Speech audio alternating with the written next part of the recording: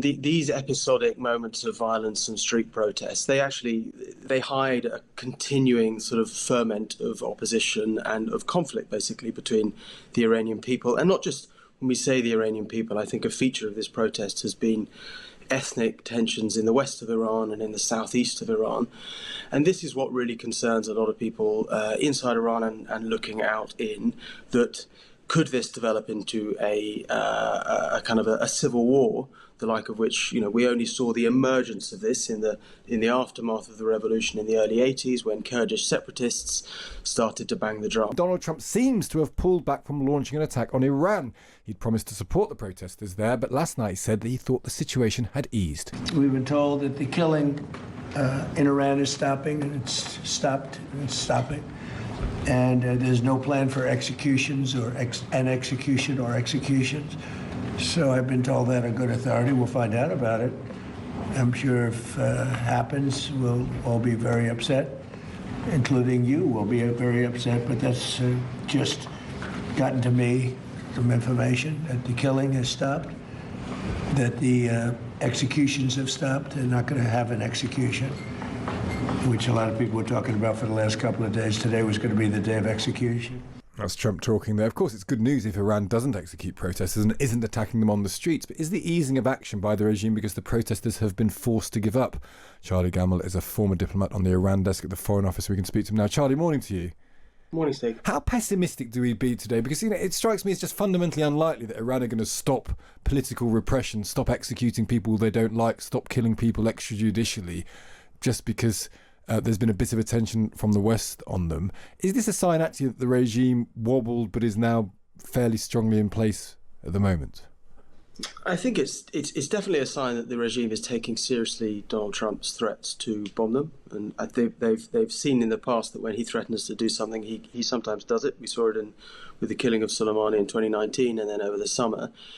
I think that perhaps a better way of looking at this is a conflict now, and the drivers of the conflict between the Iranian people and the Islamic Republic haven't gone away. The economic situation hasn't improved.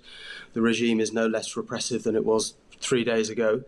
And the comments from Abbas Araghchi, the foreign ministry, that they will stop, that they haven't been harming protesters, are at odds with the Persian comments of the judiciary, the head of the judiciary, who is a hardliner, who's very much said from the start, look, we're going to treat you guys as Mohareb, which is enemies of God. So even if we have seen a temporary stop in executions, it's highly likely that they will continue. Sensible estimates are that 18,000 people have been arrested, of whom we can expect, if you look at what's happened over the summer, a number of them will get killed. And this form of exemplary violence is how the Islamic Republic will deal with what we see today. So is there a danger that the status quo is reasserting itself? Absolutely, these episodic moments of violence and street protests, they hide a continuing sort of ferment of opposition and of conflict, basically, between the Iranian people. And not just when we say the Iranian people, I think a feature of this protest has been ethnic tensions in the west of Iran and in the southeast of Iran. And this is what really concerns a lot of people inside Iran and looking out in, that could this develop into a kind of a civil war, the like of which, we only saw the emergence of this in the aftermath of the revolution in the early 80s, when Kurdish separatists started to bang the drum. And that's what people really are concerned about, if Baluch, Kurds and Lur with guns could really threaten the Iranians. Well, explain that more, because I think I understand from what you're saying is that the notion of civil war has not really been much discussed. We see this as a sort of protest on the streets against a horrendous regime. How would that become civil war?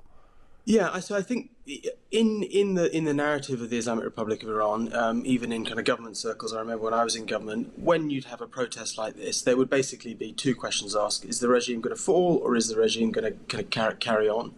And what that did was that ignored all the possibilities that are in between of those two. One of which is civil war. There are a lot of Kurds, there are a lot of Lur, there are a lot of Baluch, there are a lot of Ahvaz, which are Arabs, who have been neglected in the Islamic Republic. And statistically, most of the protests and most of the killing or most of the violence off the back of the protest has happened in these kind of western bits of Iran. So it is a possibility that the regime can't afford to ignore. And who would we support in the, would there be a distinct branch that we would support in that collection of different interests? Yeah, I mean, I think this is a billion-dollar question for Western policymakers. Would you want to get involved in that? And that's, I think, some of the Trump pulling back from the brink has been in part driven by sensible advisors saying the situation in Iran's too fluid now. It would be very difficult for us to know how would we get involved, and actually what would a strike, you could hit IRGC facilities, Basij facilities. It wouldn't solve the problems that exist between America and Iran and the Islamic Republic and the people of Iran. Could you take out Khomeini? I asked that a lot this weekend. Will that make a difference? Because America presumably has the capability to surgically take him out. Yeah, so he's in hiding, and that complicates that. He's underground quite a lot. You could, I think what that would do is there's IRGC people who would probably try to take control. I think Donald Trump is not an ideological man, and a pragmatic IRGC that is more disposed to be friendly to the West could be palatable to him because it would open up business opportunities for the United States and kind of Trump's financial pals. So that is a possibility that a more pragmatic IRGC type figure would emerge, but I think chaos is probably the most likely from what we've seen historically in the Middle East. Yeah, and that's a very sensible way of leaving this. Charlie, good to speak to you. Thank you for joining us.